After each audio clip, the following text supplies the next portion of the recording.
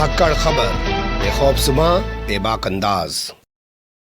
धाकड़ खबर के news room से मैं आपके साथ हूं अकरम रईस खान। पश्चिम बंगाल की मुख्यमंत्री ममता बनर्जी सुप्रीम कोर्ट पहुंच गई हैं। उन्होंने सीबीआई की जांच पर सवाल उठा दिए हैं, सीबीआई की भूमिका पर सवाल उठा दिए और कहा है कि सीबीआई जो फेडरल स्ट्रक्चर बना हुआ है देश का, उसको नुकसान पहुंचा रही है, उसका उल्लंघन कर रही है। इसे बहुत सारे लोग राजनीतिक हथकंडा, राजनीतिक हरबा, ना जाने क्या क्या बता रहे हैं, लेकिन मैं ऐसी 3 तस्वीरें आपके लिए निकाल के लाया हूं जिन्हें देखकर आपको अंदाजा हो जाएगा कि ममता बनर्जी एवं ही सीबीआई पर सवाल नहीं उठा रही हैं। और वो काफी महत्वपूर्ण तस्वीरें हैं, उन पे आपको गौर करना चाहिए। जिम्मेदारी असल में भोंपू मीडिया और उनके दलाल चाटुकार दंगाई पत्रकारों की। वह बड़ा सारा मोल तो लिए हुए बैठे, सारा डंगा तो उन्हीं के पास ही है, सारा बीबर भी उन्हीं के पास ही है, जिम्मेदारी भी उन्हीं की बनती है। लेकिन उन्हें तो पता है दलाली चाटुकारी से धंधा बढ़ रहा है, तो वो कुछ और करने की उनको ज़रूरत क्या है। तो तस्वीरें एक के बाद एक देखते जाइएगा और लास्ट में बताऊंगा कि ममता बनर्जी आखिर क्या पूरी डिमांड लेकर पहुंची हैं। चलते हैं खबर के पहले हिस्से की तरफ।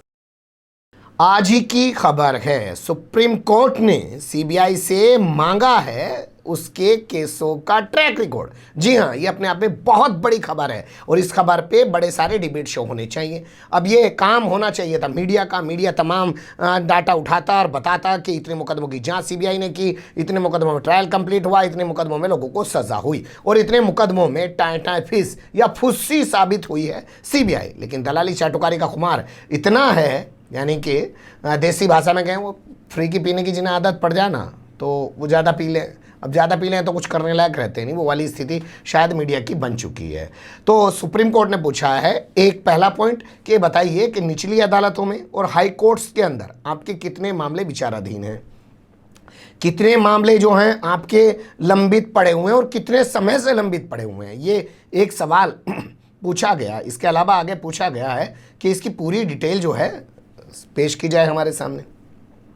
साथ ही ऐसे तमाम जो केसेस हैं आपके, उनकी भी जानकारी दी जाए जिनमें आरोपियों को सज़ा हुई है। भाई आप दिलवाए पास सज़ा, जिम्मेदारी आपकी सज़ा दिलवाने की है, ये दूसरा सवाल पूछा गया है। यानी कि पूरा ट्रैक रिकॉर्ड मांग लिया, बता दे भैया क्या करते हो तुम। डायरेक्टर से कहा है, जो सीबीआई का डायरेक्टर है उससे पूछा है कि सीबीआई की कानूनी कार्रवाई करने की जो मजबूती है उसको बेहतर करने के लिए आपने क्या किया। भाई कानूनी कार्रवाई करने के लिए सीबीआई ज़्यादा से ज़्यादा मजबूत बने, उसको बेहतर करने के लिए आपने क्या किया, आपके पास क्या रोड मैप है, उसको भी पेश कीजिए। जस्टिस संजय किशन कौल और उनके साथ जस्टिस एम सुंदरेश की बेंच ने कहा है एजेंसी सिर्फ एफआईआर दर्ज करने के लिए नहीं बनी है।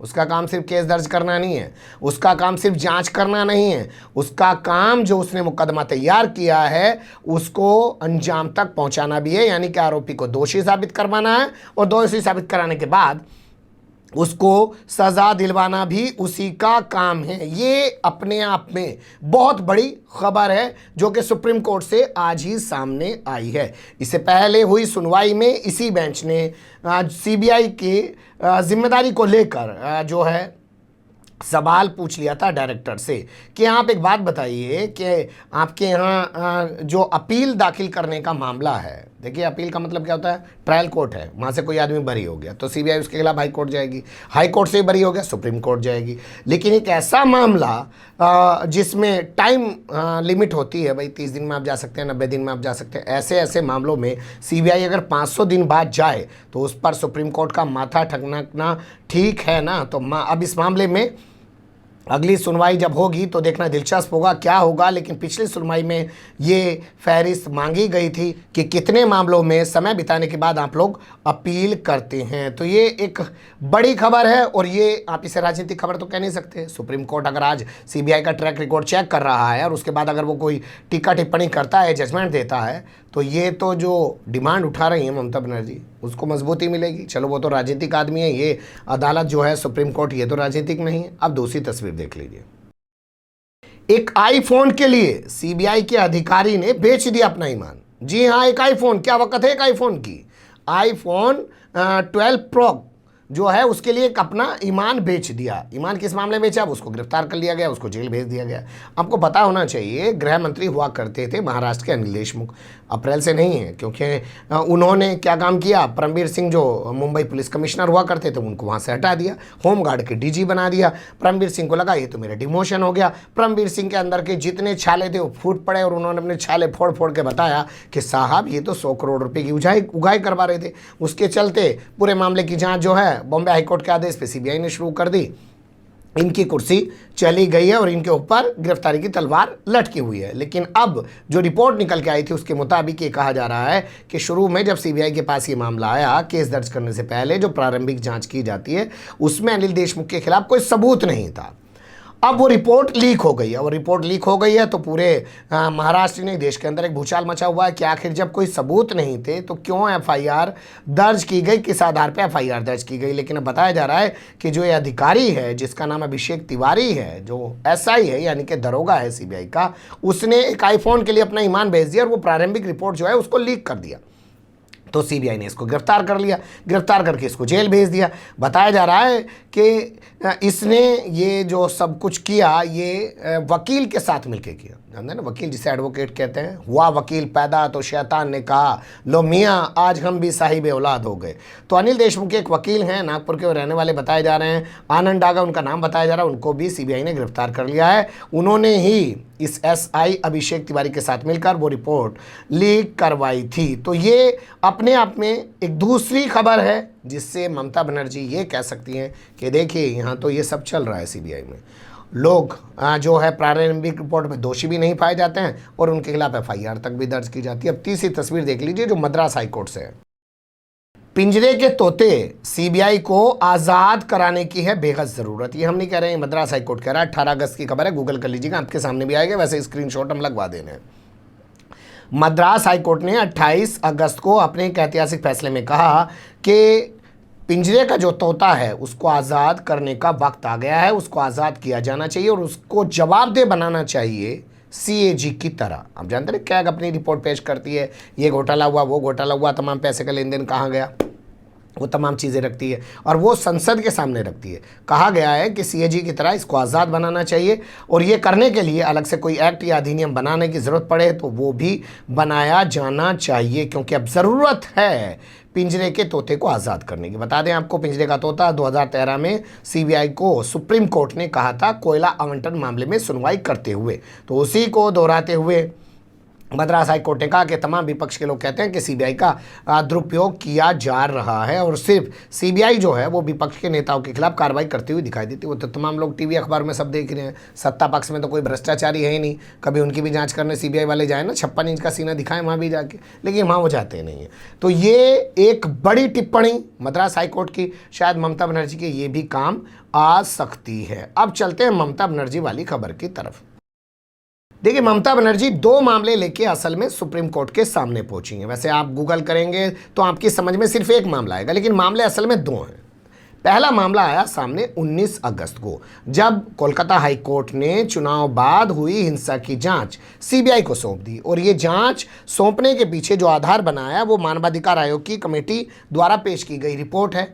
उसमें कहा गया कि सीबीआई जो है इसमें 6 हफ्तों के भीतर अपनी एक रिपोर्ट भी पेश करेगी, प्रोग्रेस रिपोर्ट ये है, और उनके साथ एक एसआईटी भी बनाई गई है। वो एसआईटी भी जवाबदेह होगी सीबीआई के लिए, यानी कि वो भी तमाम रिपोर्ट सीबीआई को करेगी।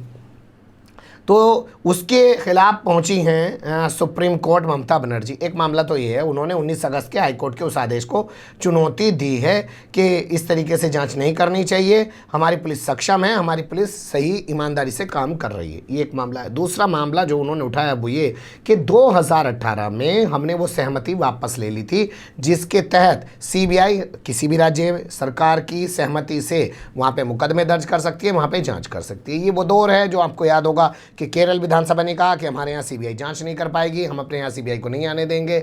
महाराष्ट्र में जब सरकार बनी उन्होंने भी कहा, पंजाब वालों ने भी ऐसे ही कहा, कई राज्यों से इस तरीके की आवाज़ उठी थी, छत्तीसगढ़ वगैरह से भी, आपको शायद याद हो, गूगल करेंगे आपके सामने आ जाएगा।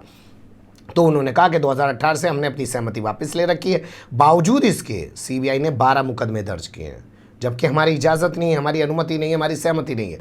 तो कैसे वो ये कर सकती है? ऐसा करके वो जो केंद्र और राज्य सरकारों के बीच पावर्स सेपरेशंस का मामला है, मतलब आप जान रहे हैं ना, ताकत के बंटवारे का मामला जो है, सत्ता के बंटवारे का जो मामला है, अधिकार के बंटवारे का मामला है, संवैधानिक मामला जो है, उस फेडरल स्ट्रक्चर को नुकसान पहुंचा रही है और ये एक घोर उल्लंघन किया जा रहा है, इस पर रोक लगाई जानी चाहिए। तो ये है उनकी दूसरी डिमांड।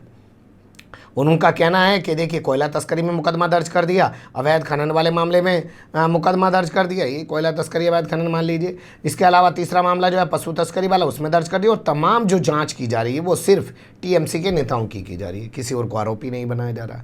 ये तमाम उन्होंने दलीलें रखी हैं। और इसके अलावा आखिर में आपके सामने एक तस्वीर और रखना चाहता हूँ। आपको याद होगा कुछ दिन पहले अभी CBI chief justice of India N V Ramana ने कहा, जब वो धनबाद के अंदर एक जज महोदय की मौत हो गई, तो उन्होंने कहा सीबीआई वाले सुनते नहीं हैं, जजों की कोई मदद करते नहीं हैं, जज शिकायत करते रह जाते हैं, उस पर ध्यान नहीं दिया जाता है। यानी कि वो खुद भी सीबीआई पे सवाल उठा चुके हैं। बेहतर होता कि तमाम तरफ से जब ये सीबीआई पे सवाल अदालतें भी उठा रही हैं और राज्य सरकारें भी उठा रही हैं, तो एक निष्पक्ष कमेटी बना के सीबीआई की ही जाँच कराई जाती है और सीबीआई को निष्पक्ष कराने के लिए कुछ काम किया जाता है। लेकिन लगता है ये काम अदालत को ही करना पड़ेगा। लेकिन अदालत भी कितना कर पाएगी, कितना नहीं कर पाएगी, ये भी नहीं कहा जा सकता है। लेकिन जिस तरीके के जजमेंट हाई कोर्ट से आ रहे हैं, वैसा कोई जजमेंट क्या सुप्रीम कोर्ट से आ पाएगा? और सुप्रीम कोर्ट कह पाएगा कि 2013 में हमने ही कहा था कि पिंजरे का तोता है और आज इस पिंजरे के तोते को आज़ाद करने की ज़रूरत है और इसके लिए हम ये डायरेक्शन दे रहे हैं। वैसे डायरेक्शन तो उन्होंने बहुत सारे मामलों में दी है,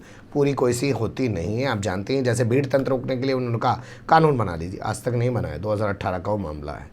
जाने दीजिए, फिलहाल इसी खबर पे थे हम लोग, इसी की बात करते हैं। आप कमेंट्स के रूप में अपनी राय दे सकते हैं, खबर को लाइक कर सकते हैं, चैनल को सब्सक्राइब कर सकते हैं और ज़्यादा से ज़्यादा हमारी खबरों को शेयर कर सकते हैं। फिर ऐसे ही किसी सुलगते हुए या उलझते मुद्दे लेकर मैं आपके सामने हूँगा हाजिर। फिलहाल अभी मुझे दें इजाज़त।